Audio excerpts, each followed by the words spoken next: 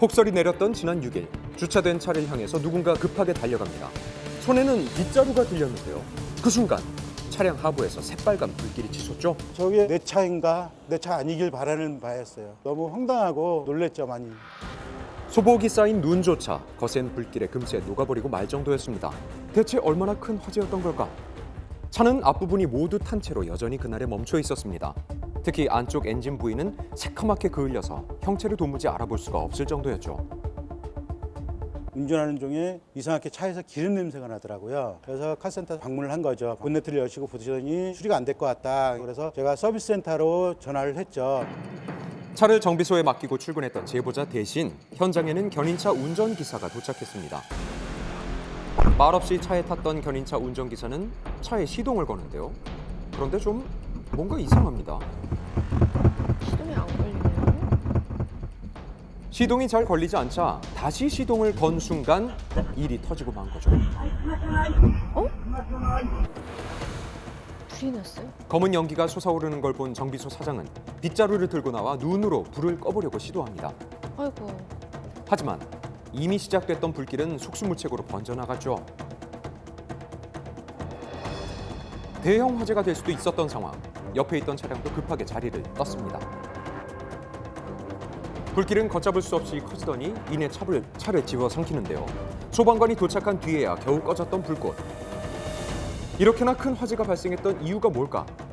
프로젝트 부분에서 기름 샌다. 그거 때문에 불 났다고 얘기는 하더라고요. 적절한 양의 연료를 분사해주는 인젝터에 이상이 있었던 것.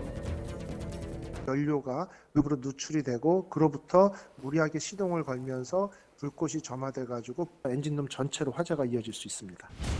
아끼던 차가 불에 탄 것도 모자라 황당한 이야기를 들었다는 제보자. 손해 사정인 거기에서 이제 전화가 왔었어요. 카센터에서는 7, 80%, 차주가 20, 30%를 물어야 된다. 차주한테도 과실이 있다고요? 왜죠? 제가 보험사에 차가 어떻게 이상이 있다고 얘기를 안 했다는 이유를 얘기를 하더라고요. 견인차 운전기사를 요청했을 때 차량 이상을 말하지 않았던 게 차주의 과실이라는 겁니다. 레카 기사는 오자마자 시동 켜기 전에 저한테 연락도 안 주고 캐센터 사장님한테도 얘기도 안 하고 바로 시동을 킨 상태예요. 그래서 거기서 불이 화재가 난 상태인데 저를 집어넣는다는 게 좀 더 억울한 면입니다. 그렇다면 이번 사고 누구에게 책임을 물어야 하는 걸까? 견인 기사 입장에서는 화재 난다라는 것은 꿈에도 생각할 수 없는 부분이기 때문에 여기에 대한 책임 묻기는 곤란해 보입니다. 차가 고치는 과정에서 어떤 손해가 발생됐다 이러면 차주에게도 일부 책임이 돌아가는 경우가 많습니다. 하지만 이번 사건 같은 경우에는 고치다가 일어난 화재가 아닙니다. 차주한테 책임 못 묻고 수리업체에게 전적인 책임 돌아가야 될 것으로 보입니다. 차는 이미 정비를 맡겼고 정비 중에 발생한 사고도 아니니까 차주의 과실은 없다는 것. 지금 너무 하루하루가 힘들고 빨리 이거에 대한 보상을 좀 정리를 했으면 좋겠습니다. 차가 불탔지만 여전히 미궁인 책임 소재. 하루빨리 밝혀지길 바랍니다.